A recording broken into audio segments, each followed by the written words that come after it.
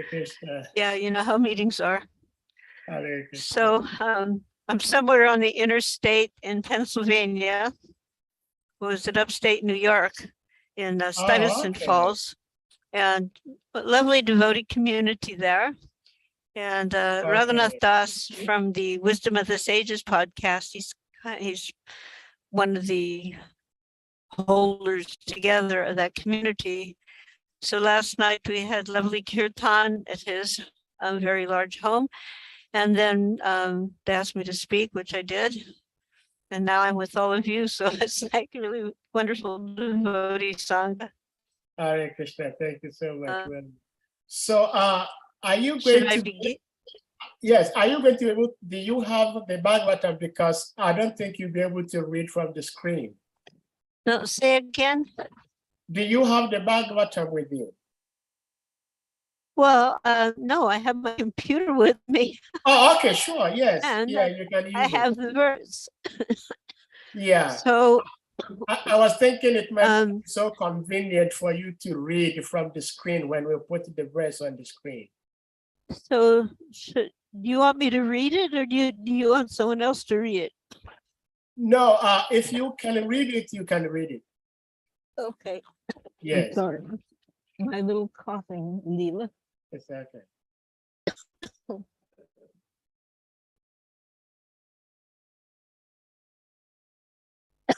I think I've done this before. I'm not sick. I just have this coughing thing. So this is a highly important chapter. Of course, they're all highly important, but in particular, it's chapter 117, text 25.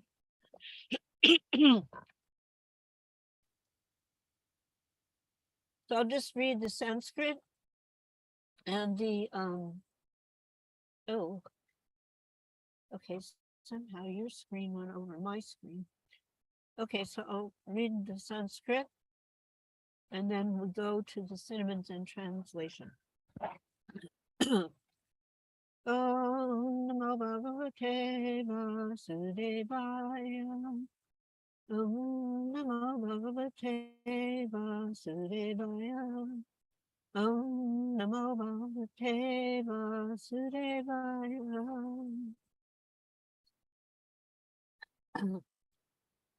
Idanim Dharapadaste Satyam Nirvartayadyata Tam Jivarakyastatya Dharmojam Anritana Dadita Kali. Idanam, at the present moment, Dharma, O personality of religion, Pada, leg, te, of you, Satyam, truthfulness, Nirvartyayat.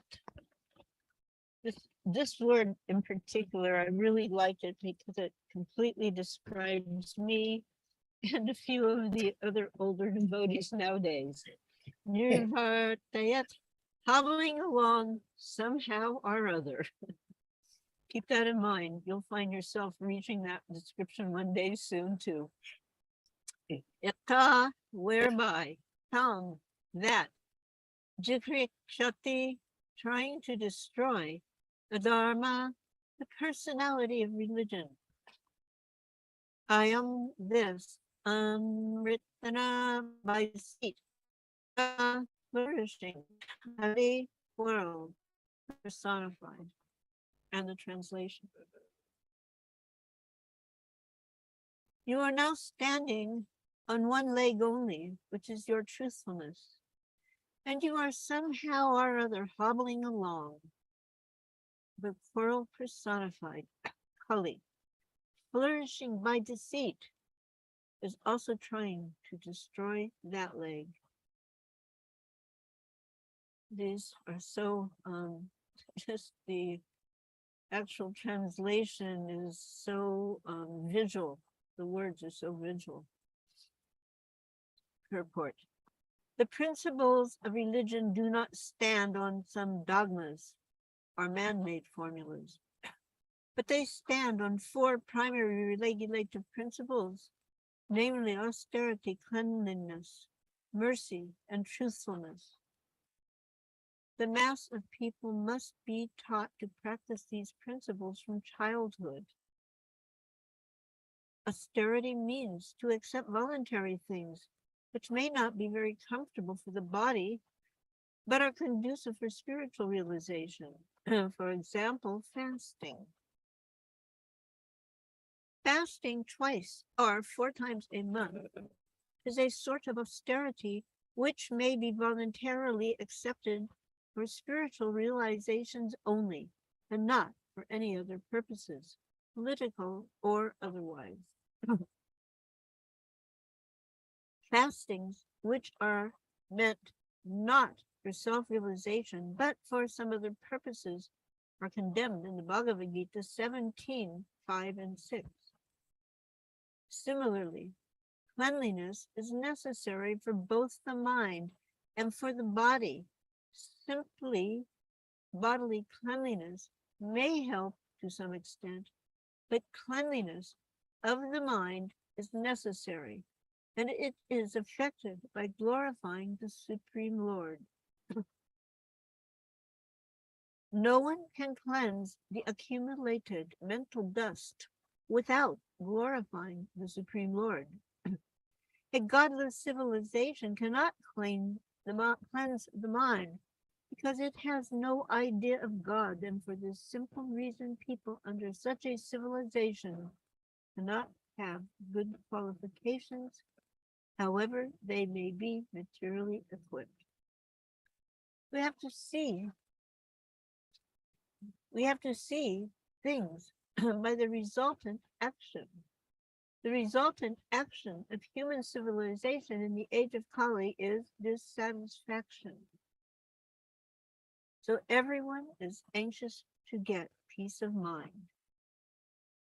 This peace of mind was complete in the Satya age because of the existence of the above-mentioned attributes of the human beings. Gradually, these attributes have diminished in the Treta Yuga to 3/4, in the Dwapara to 1/2, and in this age of Kali to 1/4, which is also gradually diminishing on account of prevailing untruthfulness. By pride, either artificial or real, the resultant action of austerity is spoiled by too much affection for female association and our sex. Cleanliness is spoiled by too much addiction to intoxication. Mercy is spoiled, and by too much lying propaganda, truthfulness is spoiled. The revival of Bhagavata Dharma can save human civilization from falling prey to the evils of all description.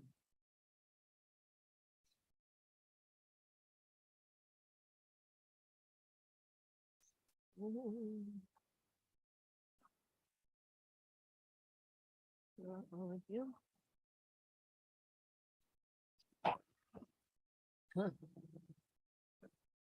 So again, the translation. Oh, Sorry.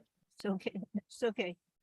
Om Agyan Timirandasya Janana Sakalaya Chakshumilitamina Tasme Sri Guruve Namaha Nama Om Vishnu Padaya Krishna Prasaya Bhutale Srimate Bhakti Vedanta Swami Nityanamane Namaste Saraswati Deve Gauravani Pracharane Nirvishesha Shunyavadi Taskati Satarane Shri Krishna Chaitanya Prabhu Nityananda Shri Advaita Gadadhar Srivasadi Gaur Bhaktivinoda Hare Krishna Krishna Krishna Hare Hare Hare Rama Rama Rama Hare Hare Vanchakalpatarubhyascha Kripa Sindhu Vayevacha Patitanam Bhavane Bhubhyo Vaishnavebhyo Namo Namaha. You are now standing on one leg only, which is your truthfulness. and you are somehow or other hobbling along. The quarrel personified Kali, flourishing by deceit, is also trying to destroy that leg. So we've learned in this very, very descriptive chapter. It's quite colorful, actually, the explanations. I was like just reading this purport. To me, it was, it's being expressed in words, but these words were very visual. And we are seeing these things daily. We are experiencing these things daily in our lives, either around us or, we all have some remnants of these unfortunate qualities lurking somewhere in the dust of our hearts. So we understand these things in principle. So the principal sign of the age of Kali is that the lower class persons, lower class men, Sanskrit Sudra, means without Brahminical, without high-level spiritual acumen and culture, and without spiritual initiation, they will be dressed like administrators.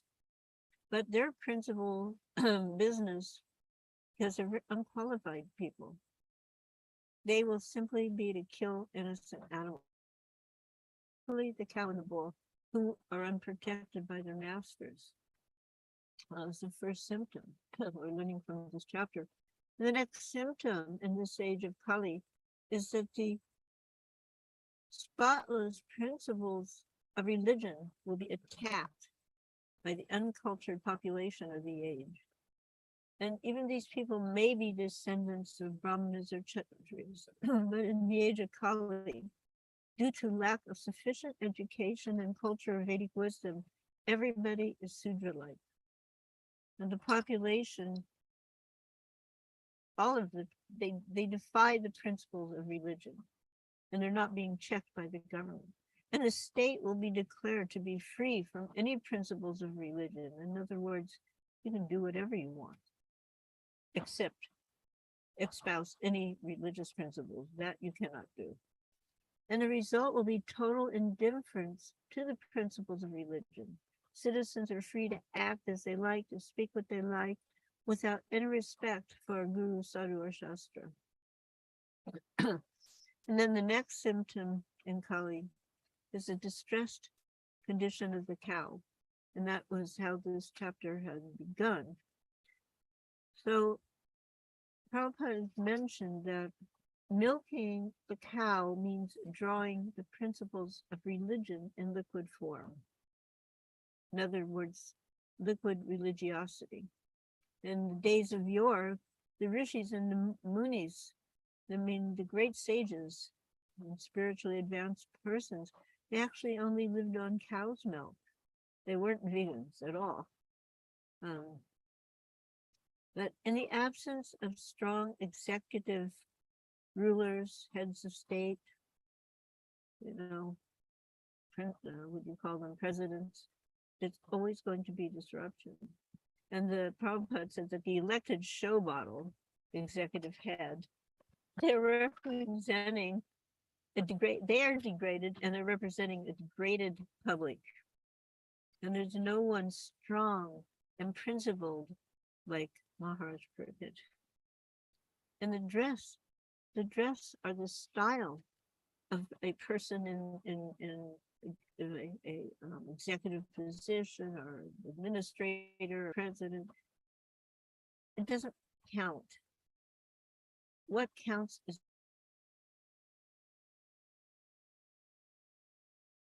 nowadays these people and their positions, their actions do not count for much. The powerful administrators or rulers of poor citizens by either their dress or their office, but Prabhupada pointed out they are low-class persons without cultural assets of the twice born. Then no one can expect justice or equality from spiritually uncultured persons. And therefore,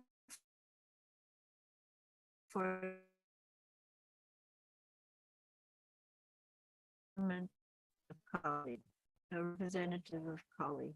And the result is everyone is unhappy. So the principle is the protection of the lives of both humans and animals is first and foremost important.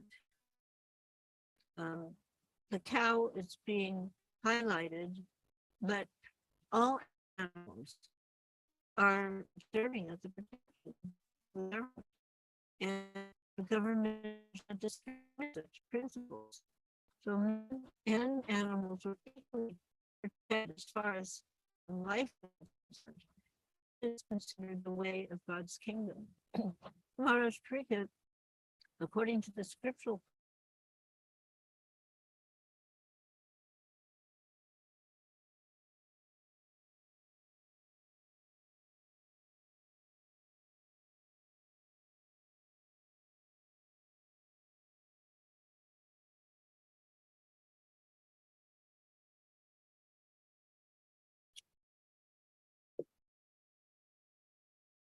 Brother Malati, you may have to unmute. You are muted. Okay, yeah, it dropped out for a minute. So can you hear now? Yes, okay. I can hear you. So sorry, It's okay. to be expected. Yeah, so Maharaj Parikshit, his piety was determined according to scriptural codes, but the modern politician or head of state, so-called, just goes by his personal beliefs and his sentiments, just like mental speculation. But the Bhagavad Gita, by the synopsis of the Bhagavad Gita, we can actually understand the codes of Godhead. And in the SRIMAD BHAGAVATAM, these codes are further explained. When Krishna was present, when he was personally present, his codes were being followed without question. And in his absence, such codes are available in the pages of SRIMAD BHAGAVATAM, intended for the guidance of the blinded persons who happen to be at the helm of the government affairs. So even in Krishna's absence, he is speaking through the pages of the scripture. There's a mention of the apadharma, or the occupational duties at times of extraordinary happenings. So an example of this is in case of an emergency, one may be allowed to live on the flesh of animals of any description, but no one should live on the flesh of animals in ordinary times, simply for the taste of the tongue or palate. And Prabhupada commented, if anyone does this, the king or the executive head should punish him for gross enjoyment.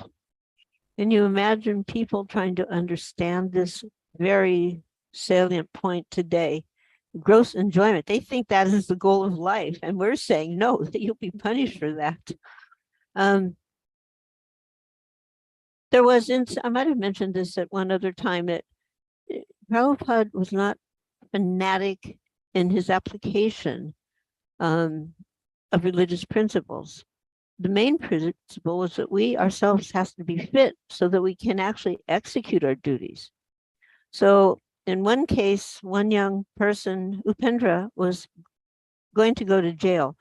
In those days, it kind of happened that sometimes due to leftover activities, we might have to face certain repercussions. And in this case, he had done something previous to becoming a devotee, and now he had to go to the jail.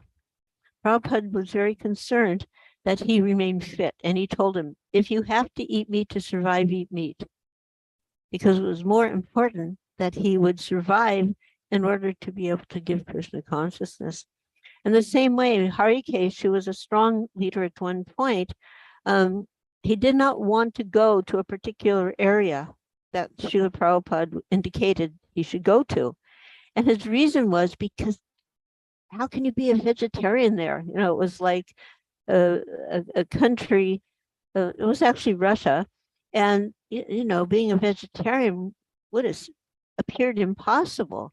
So that was his reason for not wanting to go. And Prabhupada chastised him for only thinking about himself and not thinking about these other people who had no knowledge of Krishna. He was only thinking, oh, I won't be able to be as it turned out, he managed very well being a vegetarian. But Prabhupada's mood was, it was more important to think of the spiritual welfare of others. Just 1 minute, I'm sitting in the car, but it's like getting a little warm, so I'll take off my sweater. I was listening to a tape. It was a walk. So it happened to be in New Vrindavan, and 1976. So they were talking. Sorry about that. So they were talking in that walk.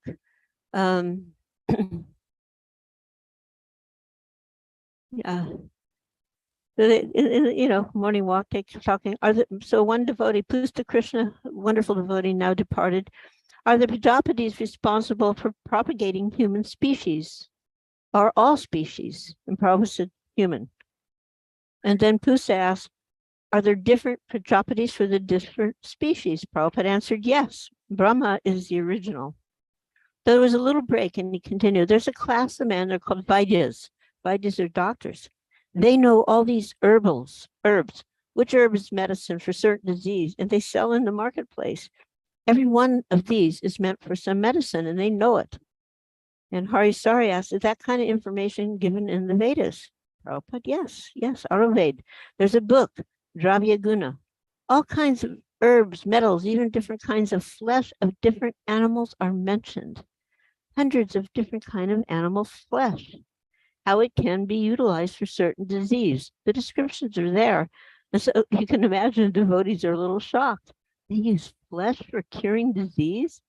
And probably, yes, animal killing is only allowed when it is absolutely necessary for medicine.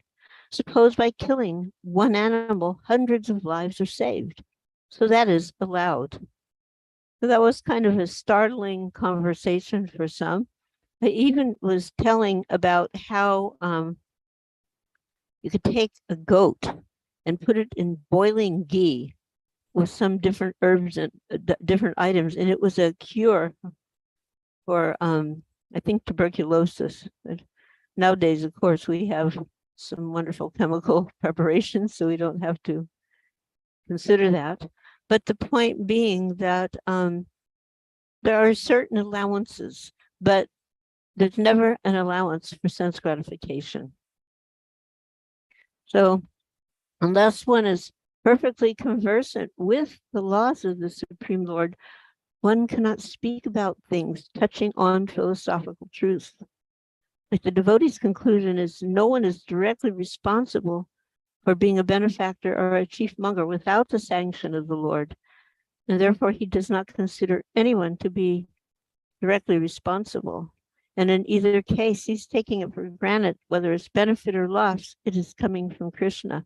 This was in, a few verses ago, extremely important lesson that we learn. And it's a hard lesson to absorb because our tendency is to find, oh, this person did that, and therefore that person is guilty.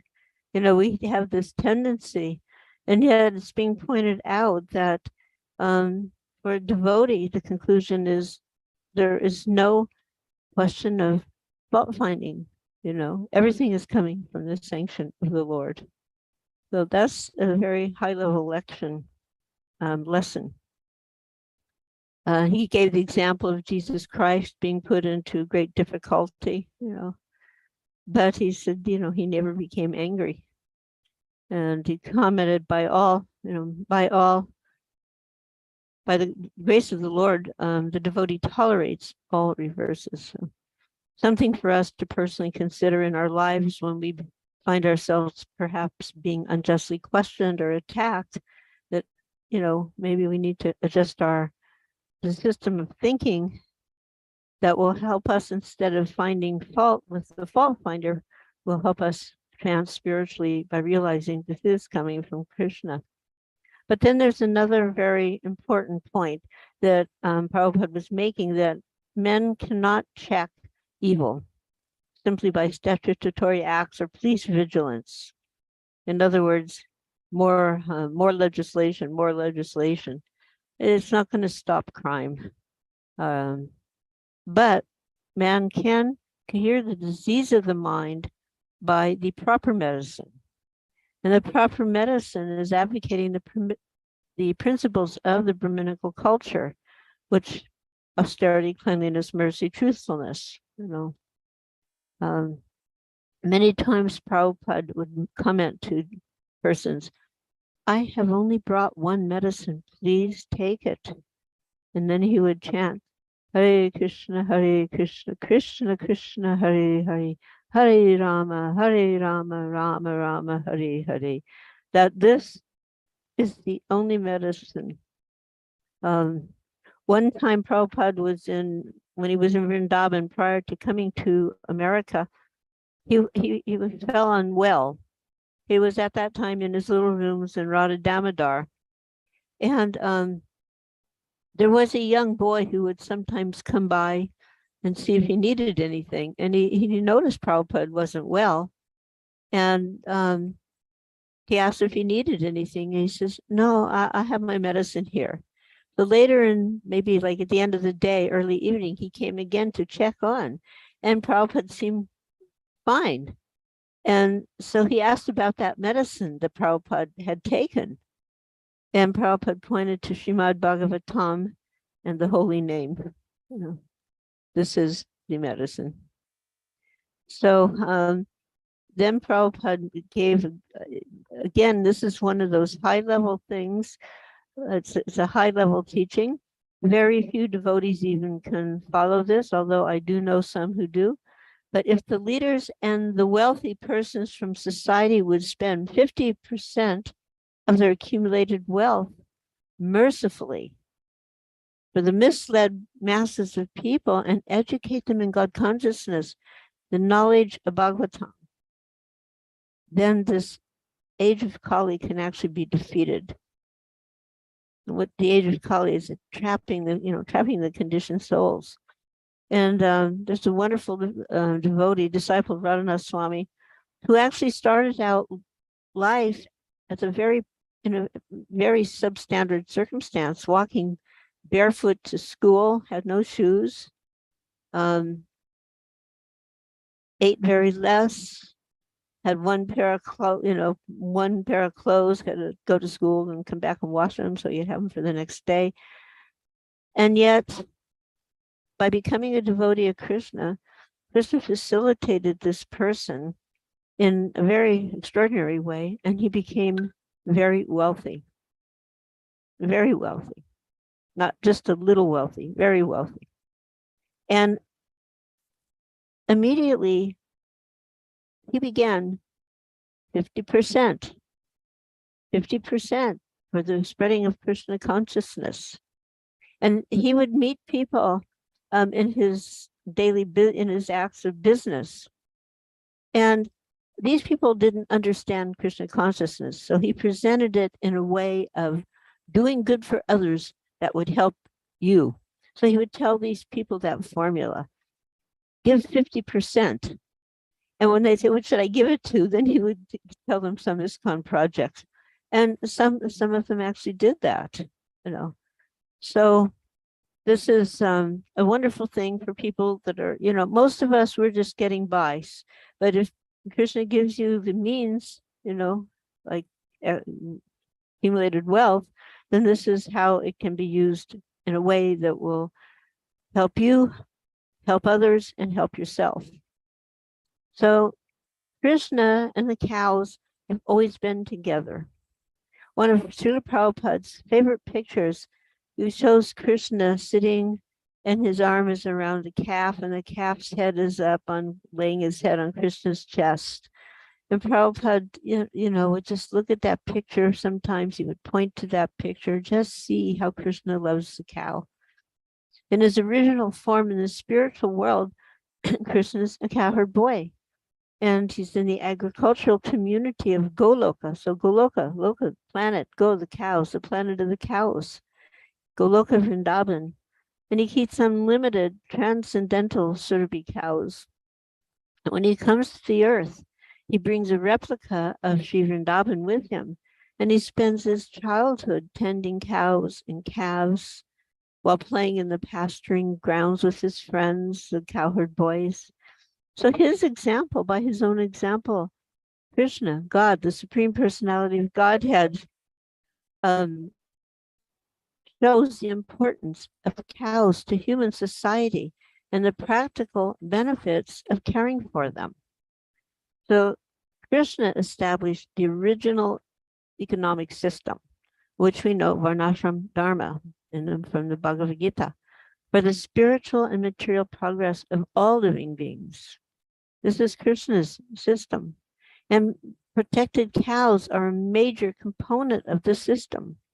The bulls and the oxen, they till the field, the cow gives milk. The cow is considered one of the mothers of humankind because the cow's milk was perfectly suited to maintaining human life. Cow's milk can be made into a wide variety of preparations, which are essential ingredients in the ceremonial worship of Krishna in his deity form.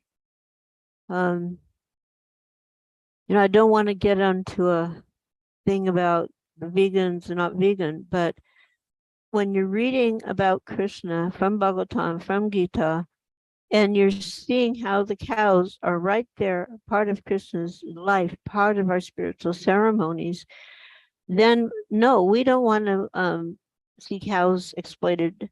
We don't want to see cows being slaughtered, but neither do we want to sideline the cows. We want to engage them in the purpose which they were meant to be engaged, just like we're meant to serve Krishna. And the cow is also beloved by Krishna and therefore intended as a loving servant of Krishna. And the cow is offering her milk, her goodness, and the bull is offering his dung, his strength to pull the plows. And if we ignore that, we're actually hurting the cows. Because they're not being protected. So it's a very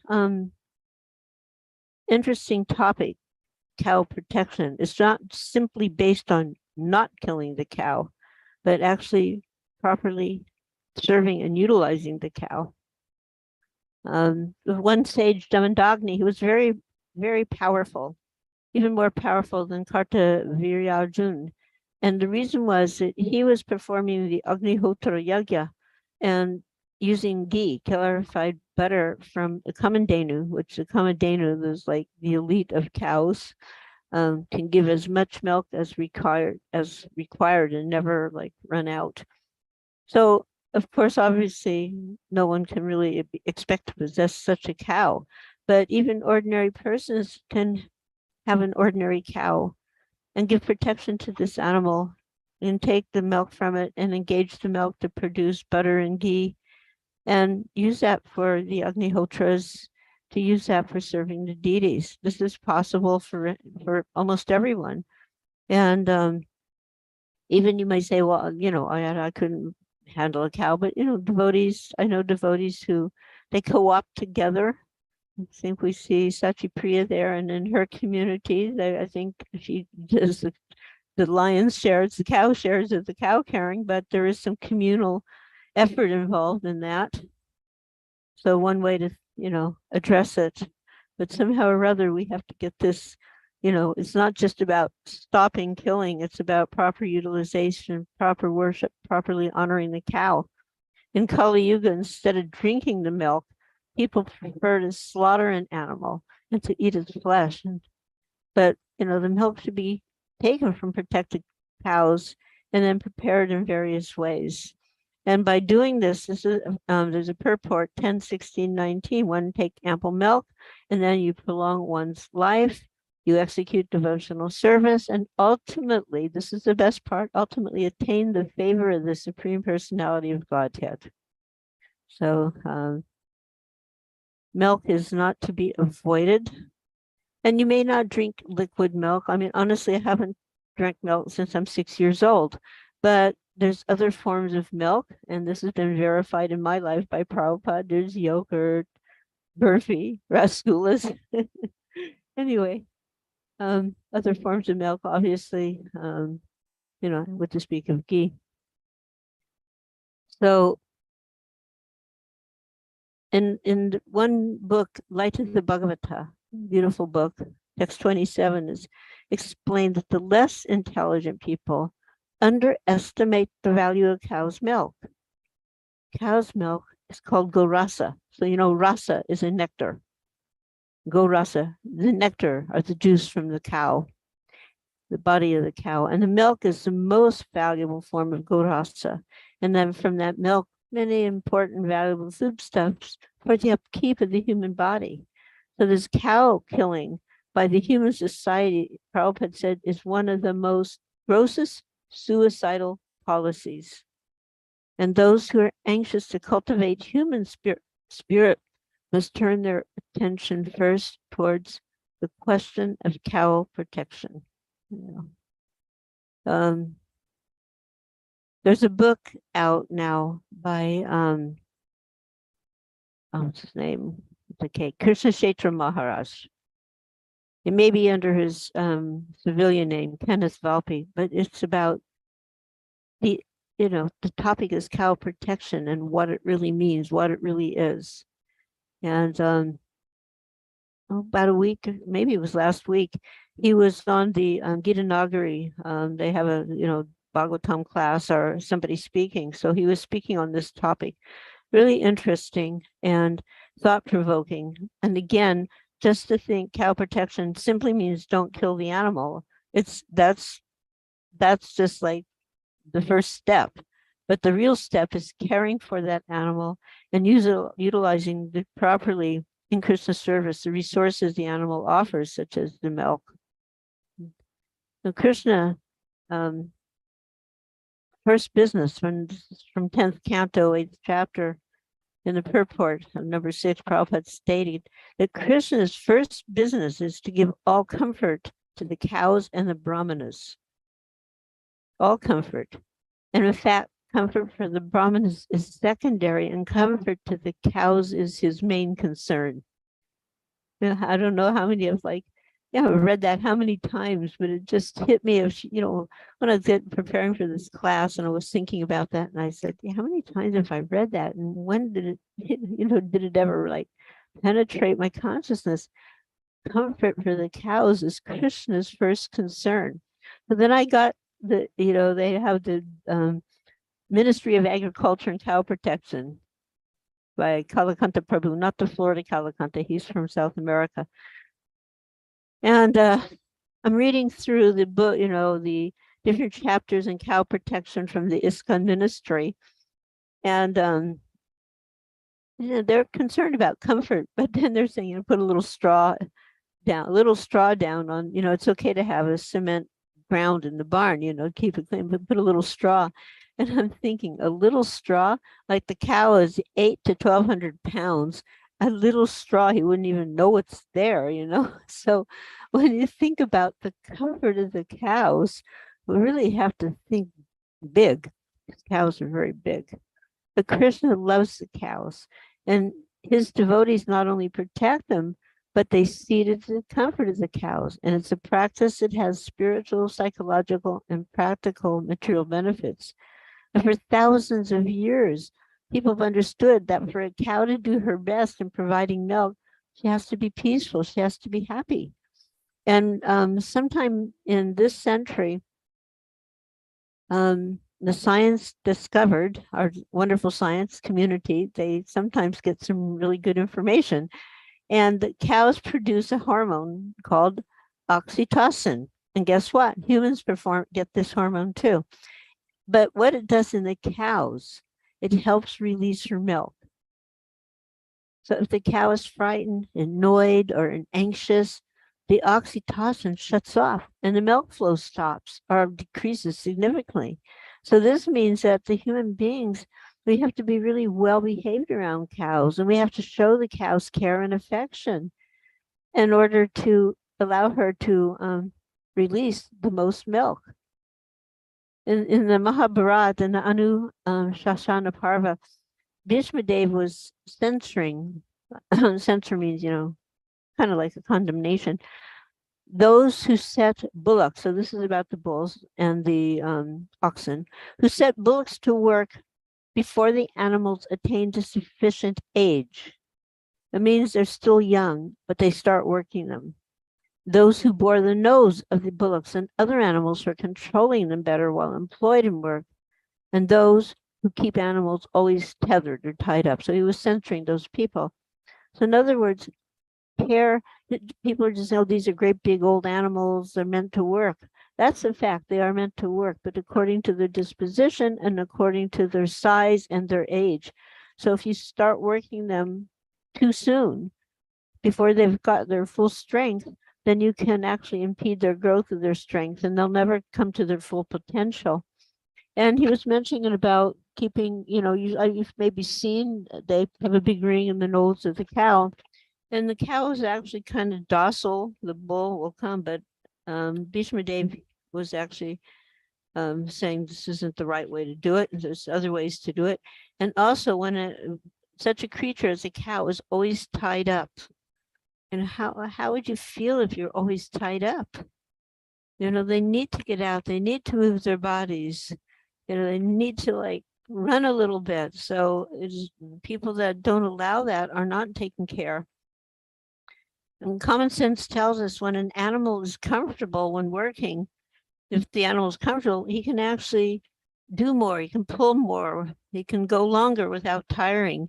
So just like if we have a back sack and it's too heavy and it's not properly, put together, you're not, you can't go for long. But when the straps are comfortable in your shoulders and, it's sitting well in your back, you can carry on. So in the same way, they're finding out that the modern designers who for like equipment for cows, ox, they're taking this now into consideration. Like the former unit was these heavy duty yokes made of wooden yokes, stick them on the neck of the cow.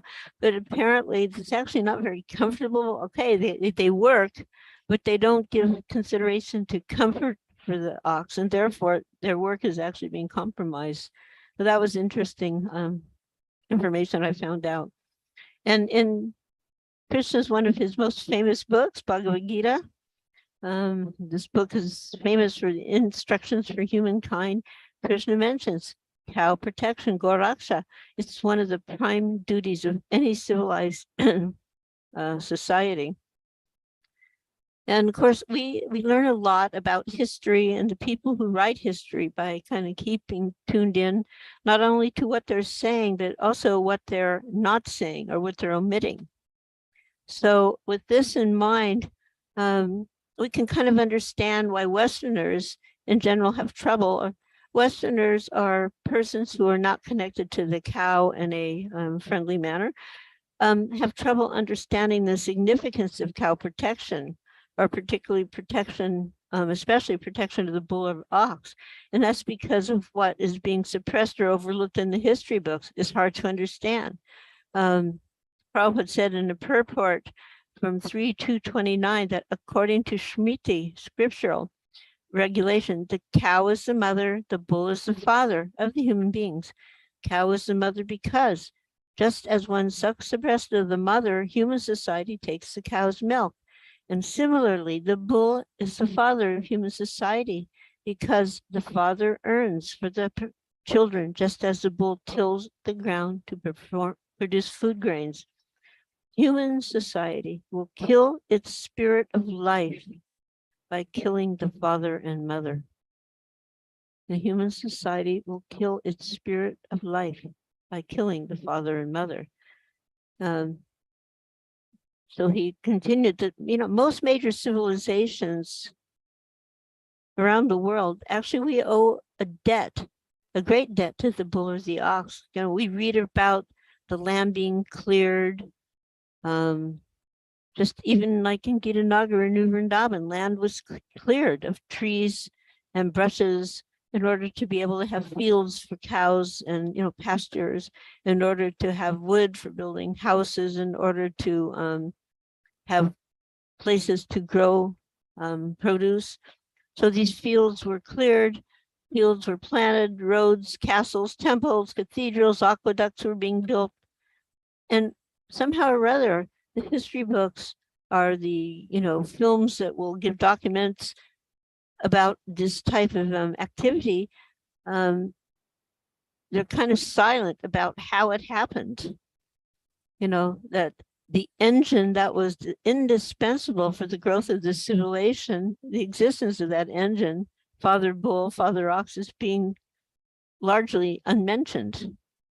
The ox helped clear the land, helped with the planting of the fields, ground the grain, hauled the stones and lumber, moved the dirt, and in previous ages, there was great appreciation for the working of the ox. And in fact, the Chinese have named a year. The Chinese, they have 12, like we have 12 months, and each month represents an animal. The rooster, is one of the animals. I know that because I'm a rooster. But they also have a year of the ox. And they declare it a sin to eat his flesh. And that, for that matter, ancient Egyptians also prohibited eating certain breeds of cows, ox. And people of India, of course, we know they revere both the ox and the cow and the bull. And there are rules in certain instances to protect their well-being. And the Europeans also respect the work of the ox, although they don't, and technically protect them. So American pioneers, America was, fairly young nation in one level. So really esteemed the work of the ox, and they were citing biblical references to its value. So it was in 1853, there was an encyclopedia of religious knowledge. And in that encyclopedia, there was an entry for the ox. And it said that the rural economy led them to value the ox as by far the most important of domestic animals, from the consideration of his great use in all operations of farming. Men of every age and country have been much indebted to the labor of this animal. In one of his proverbs, Solomon, he wrote, "Where no oxen are, the crib is clean," meaning empty. But much increase is by the strength of the ox. So it's difficult to explain about the sin of cow killing to modern persons, especially when the ox goes unmentioned from history books. Like, you can read an entire article about colonial America and not see one mention of the ox. And yet without the ox, the whole economy would have collapsed. It would have never even been started. For thousands of years, people understood that a cow, for a cow to do anything, she must be peaceful. She must be happy. Did I mention this? How the science discovered that, I think I mentioned, they found that hormone. Did I mention that? Yeah. So sorry, but I don't have everything in order here. Anyway, modern researchers are beginning to discover the same principle that Krishna showed years ago, that humans, beings, and animals benefit when we give attention to the comfort of the cow and the bull. And Srila Prabhupada noted, when the bull and the cow are in a joyful mood, it is to be understood that the people of the world are also in a joyful mood. Cows taken care of by Krishna had different names, and Krishna would call them with love. And after hearing Krishna calling the cows, they would immediately respond by mooing.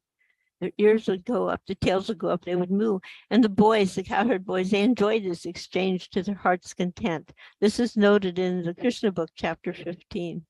And in the Radha Krishna Gunodesha Dipika, Srila Rupa Goswami mentions the names of some of Krishna's cows: Mangala, Pingala, Pishangi, Manikastani, Hamsa, Vyamsa, Priya, and also names of his oxen, Padmaganda and Pishangaksha. So calling the names of Krishna and his cows is pleasing both to them and to ourselves.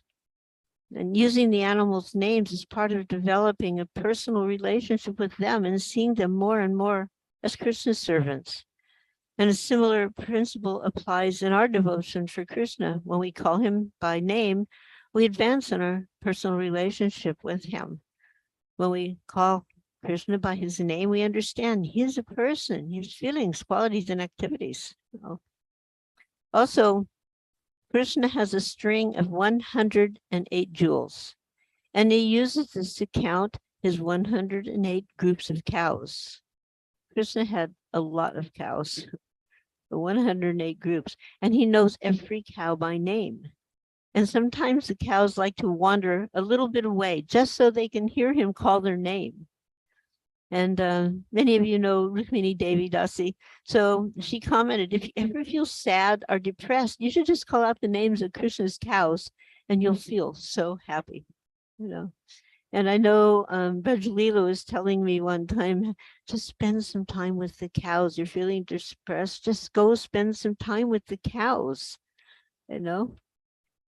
So along with the name comes a personal relationship, and a personal relationship with Krishna's cows can actually help us advance in our personal relationship with the Lord himself. Yeah. So the mood of the modern person or the non-devotional person where cows are just a commodity, which means you can do what you like. The mistaken idea of many Christians that, well, God gave us these animals to, you know, do what we like, to eat, is very detrimental to spiritual life. And especially when it expands into the realm of slaughterhouse civilization. With the slaughterhouse civilization, there is no hope of peace in this world. So we have a great burden as devotees, first personally to understand the need and necessity of cow protection beyond just not killing the cow, and then do our best to export that idea into the thoughts and the minds of others. Just if we can just get people to chant Hare Krishna, take Krishna Prasadam and hug a cow, perhaps there's some hope in this world, you know. I mean, in one level, it seems almost kind of funny. Like now we've got one farm in Ypsilanti, Michigan, and they're doing cow cuddling. And people come and pay to, like, you know, hug the cow, but they come away and they're like feeling like overwhelmed with some kind of peace they never experienced. But they come away looking at that cow in it with different eyes, with a different heart, you know. So it's a beginning. Anybody, we've got a few minutes. If anybody would like to add something, like Sachipriya, you could probably add a lot because you have practical experience.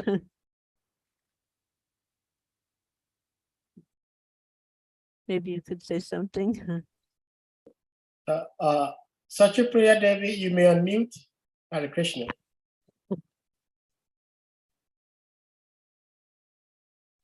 I see Atma's there Hare too. Krishna. Soda Mitravinda.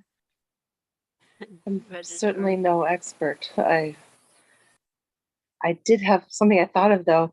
There's some study. I wish I could tell you the name of the details of it, but there was a scientific study where they could see that there's something in the digestive system of cows that works on our serotonin receptors and actually will make us happy. So being around the barn, working, cleaning the cow dung, just being around the cows. And then they also see that there's traces of it when you grow food from cow dung, that it can elevate your mood. So you're happier around cows. Yes. And I would say that I've experienced that myself.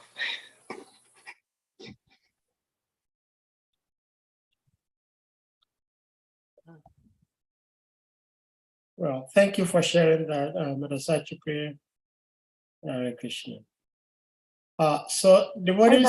Hare Krishna, yes, Mitravinda, please. Yes. Oh, Hare Krishna. I wanted to, if I might, please set my basin so I wanted to piggyback off of what Mother Malati Devi Dasi was saying. Yeah, there's a direct correlation to repressing aspects of mineral depletion that come in the form of depression, and aspects of, I guess, dealing with trauma that show up in these ways that affect the mind. And I lived at Gitanagari for a number of years. And in doing so, I do have to say that it wasn't easy. I wasn't perfect, but it was an amazing time in my life. Right up there with not as much, but definitely along the lines of the happiness equated to having my children and receiving them as gifts. But there is a definite peace to being in nature and being around the cows that is spiritual. It is indeed spiritual. And as Mother Malati was speaking about the cows and how Krishna knows each of their names, even though there are so many, and all of the other things that she was saying, there are aspects that I read of while I lived at Gitanagari. The cows have different patterns, and the different patterns have different colors. So just imagine how much Krishna loves them to know the name of each cow, even though each cow looks completely different from the other. The cows in the spiritual world do not look like the cows here. They don't look like the Jersey and the Holsteins and the brown Swiss and the cows in Vermont. They don't look the same like that. They have different patterns and, blue, orange, and yellow. So intricate. And that shows just how much love Krishna really does have for them to know each of their names. It's so special. Thank you for bringing that up, Mother Malati, and sharing that. And I appreciate this platform. Hare Krishna. Hare Krishna. My battery is about to take a dive. So, Mitravinda, Hare Krishna, then your face comes up there. If somebody else wants to say something quickly before. Well, thank you so much for being here, Mother Malati. Since your battery is dying, I think we will let you go. But we are very, very grateful that with all the inconveniences, you still came to bless us with the association and wisdom. Thank you very much, Mother. It's always my pleasure to be among all of you. And I've expressed this before. I feel very, a little bit intimidated because all of you have greater amounts of spiritual education and realizations, but nonetheless, I value being able to offer whatever little I have learned from Srila Prabhupada. Hare Krishna. Hare Krishna. So, Mother, what you just said is what we're all looking for. This attitude of humility, true humility, not just verbally trying to say something. I don't think being honest is being humble. It's just the fact of this. Well, thank you so much. So, devotees, at this point, we're going to ask all of you to kindly unmute, and then we chant to beg Hare Krishna Mahamantra to express our appreciation from our mother's presence here. Jai. Hare Krishna, Hare Krishna. Krishna, Krishna, Hare Hare, Hare Rama, Hare Rama, Hare Rama, Rama Rama, Hare Hare. Vanchakapatarubhyascha, Titanam Pavanabhyo, Vaishnavyo, Namo Namaha. Glorious to assemble devotees. Hare Krishna. Hare Krishna. Hare Krishna. Actually, seeing all of you makes me want to come back to Ghana. And Yeah, we should come, Mother. Okay, go to Ma. Grandma will give you one. Hare Krishna.